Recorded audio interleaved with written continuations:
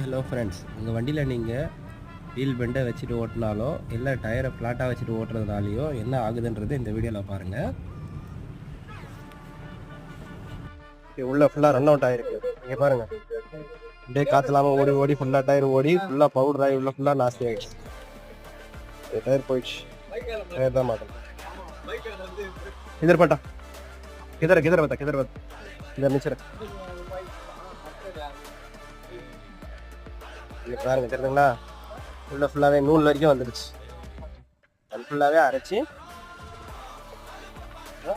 ஃபுல்லாக பவுடர் ஆகிடுச்சு. பார்த்தீங்களா என்ன ஆயிடுச்சு அப்படின்ட்டு. என்னதான் புது டயராக இருந்தாலும் நீங்கள் ப்ராப்பராக ஏர் மெயின்டைன் பண்ணனாலும் ஃப்ளாட்டாக டயரை வச்சுட்டு ஓட்டுறதுனால அந்த வீலோட ரிம் அதில் பட்டு பட்டு குத்தி குத்தி டயர் ஃபுல்லாகவே வந்து இன்னர் சைடில் உள்ளே ஃபுல்லாக அடித்து டேமேஜ் ஆக்கிடுச்சு. இது புது டயராக இருந்தாலும் உங்களுக்கு டேமேஜ்